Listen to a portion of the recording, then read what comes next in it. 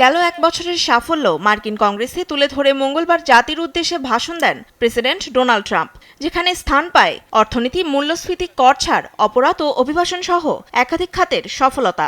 এ সময়কালকে স্বর্ণযুগ হিসেবেও উল্লেখ করেন তিনি। তবে এনবিসি নিউজের বিশ্লেষণে উঠে আসে ভিন্ন চিত্র।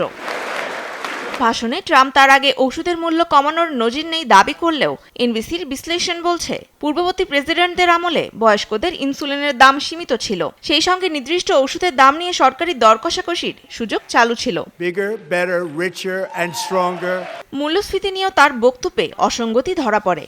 তার দায়িত্ব গ্রহণের সময় যুক্তরাষ্ট্রের ইতিহাসের সর্বোচ্চ মূল্যস্ফীতির দাবি করা হয়। তবে তথ্য বলছে সে সময় মূল্যস্ফীতি ছিল 2.9%, আর 80-র দশকে সর্বোচ্চ মূল্যস্ফীতি দেখে দেশটি।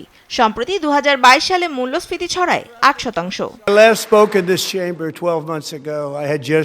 12 মাস আগে যখন আমি এই কক্ষে শেষ বক্তৃতা দিয়েছিলাম, তখন আমাদের অর্থনীতি ছিল স্থবির ও মুদ্রাস্ফীতির রেকর্ড পর্যায়ে, যা এক বছরের মধ্যেই আমি এ পরিস্থিতির পরিবর্তন করেছি। ভাষণে বাইডেন শাসনামলে দেশে মিলিয়ন মিলিয়ন অপরাধী ঢুকেছে দাবি করলেও সবাই যে অপরাধী তার কোনো প্রমাণ মেলেনি। In which millions and millions of illegal aliens poured across our borders, totally unvetted and unchecked. 4 বছর ধরে লাখ লাখ অবৈধ অভিবাসী আমাদের সীমান্তে সম্পূর্ণরূপে বিনা যাচাই বাছাই এবং নিয়ন্ত্রণ ছাড়াই প্রবেশ করেছে। এখন আমাদের কাছে ইতিহাসের সবচেয়ে শক্তিশালী ও নিরাপদ সীমান্ত রয়েছে। দেশে $18 ট্রিলিয়ন বিনিয়োগ নিশ্চিতের দাবিও যাচাইয়ে টেকেনি। হোয়াইট হাউসের নিজস্ব নথিতে যার পরিমাণ $9.7 ট্রিলিয়ন। এদিকে ইরানে হাজার হাজার মার্কিন সেনা ও লক্ষ লক্ষ মানুষকে ইরান হত্যা ও পঙ্গু করেছে দাবি করা ট্রাম্পের বক্তব্যের সত্যতাও মেলেনি। এই শাসক গোষ্ঠী এবং তার খুনি প্রতিনিধিরা সন্ত্রাসবাদ, মৃত্যু এবং ঘৃণা ছড়ানো ছাড়া আর কিছুই করেনি। তাই তাদের ক্ষেপণাস্ত্র তৈরি করতে অনুমতি দেবে না যুক্তরাষ্ট্র।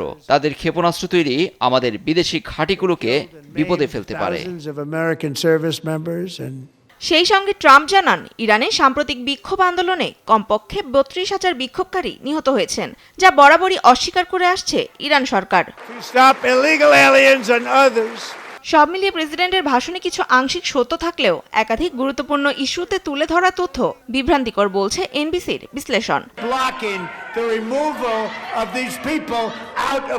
তনিমা ইসলাম, নিউজ ডেস্ক, দেশ টিভি।